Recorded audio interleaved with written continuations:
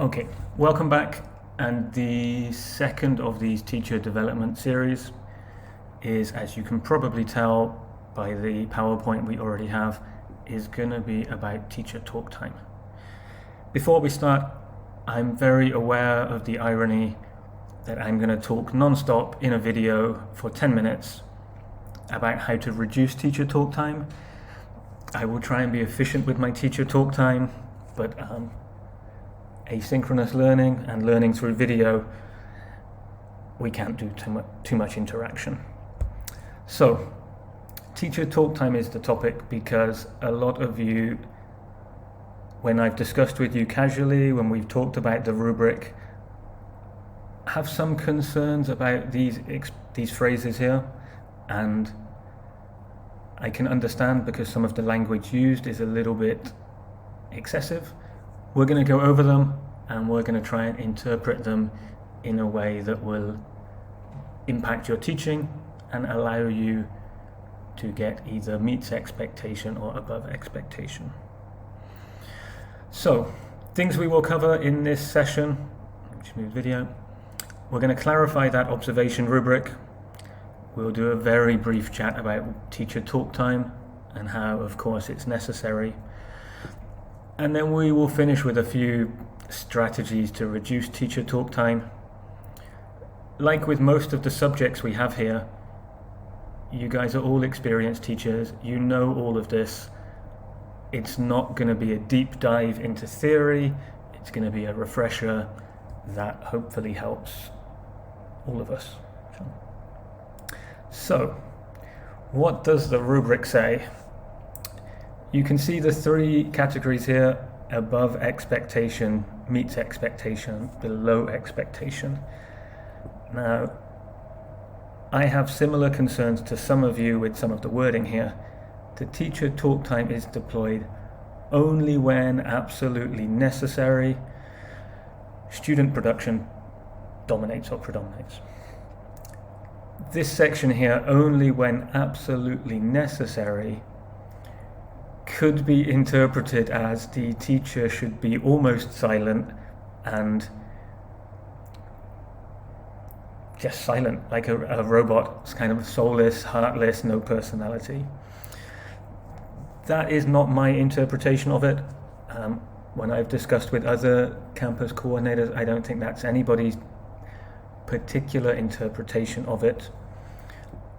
I like to think of this expression, instead of when absolutely necessary, maybe the teacher talk time is highly efficient. Okay, there's no kind of excess talk time which doesn't serve a purpose, and serving a purpose is kind of the key thing here. Sometimes in this video my teacher talk time does not necessarily serve an educational purpose, because teacher talk time impacts rapport, it impacts your relationship with the students. When I make a bad joke in class, is it absolutely necessary? For learning, no. But for having an effective learning environment, I think it's necessary. That's how my relationship with students works. So think about it that way. Is there a purpose to your teacher talk time? Not necessarily educational. And is your teacher talk time efficient? The meets expectation one, teacher talk time is minimal. Again, this word minimal is a little bit difficult because it's subjective. Does it mean as little as possible? Isn't that the same as when absolutely necessary? So there's some vagueness built in. And the teacher talk time is more than necessary. This one I think is relatively clear, although your definition of necessary and the person observing you's definition of necessary might be different. And that might be something you have to discuss after the observation.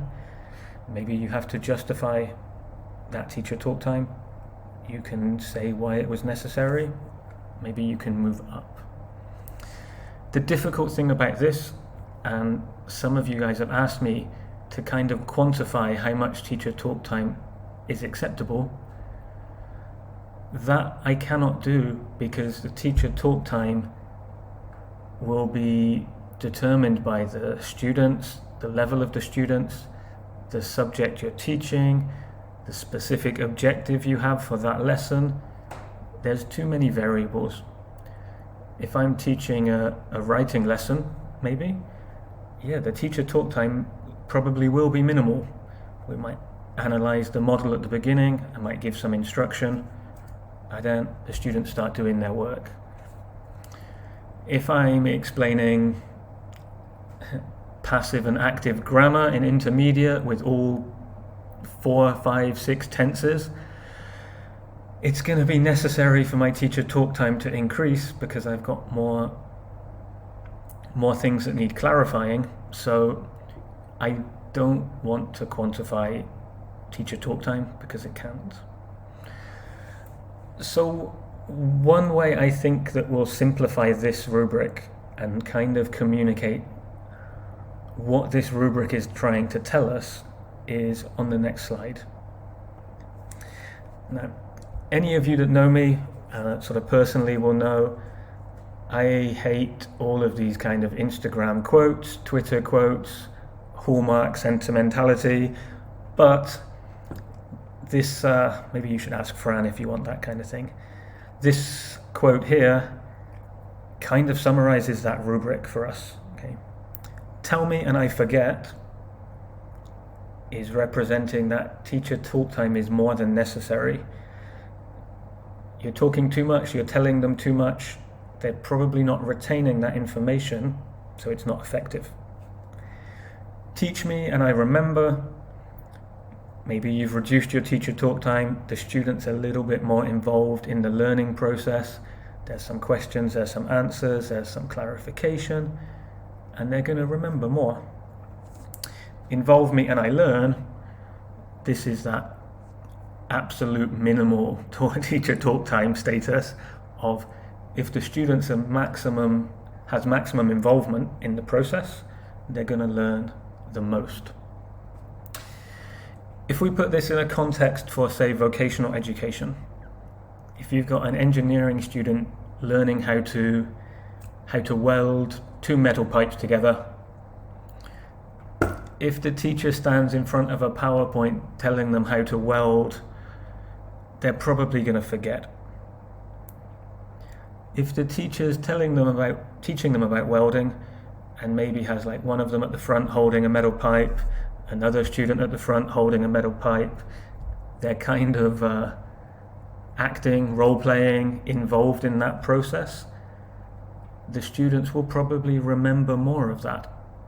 And that way we can say kind of teacher talk time was good, it was effective. And then if the teacher takes them to the workshop and they actually weld something together, they're probably going to learn it the most effective way. So think of this as what we want to avoid. Think of these two as what we want to achieve. And maybe not every lesson is going to be above expectation here, because sometimes we need to teach, sometimes they need to be involved. It's all part of the process. So, I've already talked too much. Let's rush to the next slide. What we don't want to do is we don't want to demonize teacher talk time, because teacher talk time is necessary. It's something we need. It allows us to personalize lessons. It allows us to build rapport. It allows us to question our learners and deepen their knowledge by asking them direct questions, or to check that they understand by asking CCQs. And ultimately we have to give instruction, whether that's being actual instructions of do this, or instruction in terms of imparting knowledge.